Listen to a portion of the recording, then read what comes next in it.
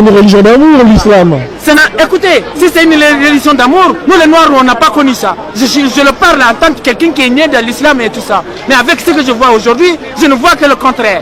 Okay? Nous les Noirs aujourd'hui, on n'a plus de dignité, on n'a plus de valeur, on n'a rien. On a quoi dans ce monde si ce n'est pas se planifier? On se déteste entre nous, on n'est pas unis.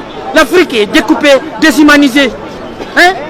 Donc au final pour l'Africain, est-ce bon d'être musulman ou chrétien? La religion des Africains, c'est notre unité, ça s'appelle le Vida. Vérité, unité, dignité, amour. Si nous ne nous aimons pas, si nous ne nous unions pas, si nous n'avançons pas sur la même direction pour libérer l'Afrique, les Africains, psychologiquement, on restera toujours l'esclave des autres. Parce que le Dieu il est pisano. Pourquoi il ne nous a pas créés musulmans? Pourquoi il ne nous a pas créés chrétiens? Pourquoi ce sont les chrétiens qui vont nous christianiser? Pourquoi ce sont les arabes qui vont nous islamiser? Pourquoi toute notre culture est arabisée et islamisée? Si vous partez aujourd'hui en Afrique, vous ne trouvez rien de culture africaine. Vous ne trouvez rien. Tout est arabisé ou occidentalisé. Pour être considéré comme quelqu'un de respectable, dans les pays musulmans africains aujourd'hui, il faut laisser les barbes. C'est la wahhabisation, les femmes noires voilées. Pendant que vous êtes là, vous ne verrez aucun arabe s'habiller comme les noirs, que ce soit homme ou femme. Nous, on a tout abandonné. Nous, on a tout jeté à l'eau. Maintenant, aujourd'hui, là, pour t'habiller, il faut un blanc. Pour manger, il faut blanc. Pour te soigner, il faut un blanc. Tous nos savoirs ont été jetés à profit de ces gens-là. Maintenant, on se retrouve. On quitte en Afrique, on vient ici.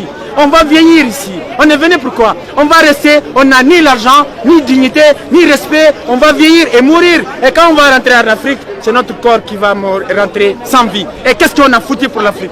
C'est ça. Les Africains doivent savoir. Les frontières, nous devons les combattre. Ce n'est pas nos ancêtres qui l'ont mis. C'est les gens qui nous ont islamisés, christianisés, vendus, qui ont mis les frontières là. Nous devons les combattre pour être unis. Regardez Mali.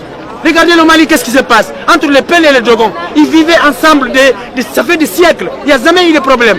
Comme ils veulent déstabiliser le Mali, on dit les Peuls les Dogons ont attaqué les Peuls. On veut nous mettre en communauté. Parce que pourquoi? Les Dogons, ce sont comme vous et moi. Ce n'est pas une ethnie. C'était des gens qui ont refusé catégoriquement l'islam. Dogo signifie Dougou. Dougou signifie la terre.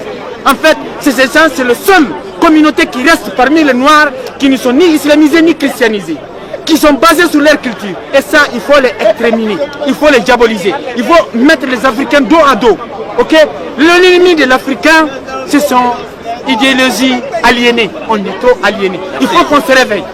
Notre religion, c'est notre unité. C'est la seule chose qui peut nous sauver partout et dans n'importe quelle situation.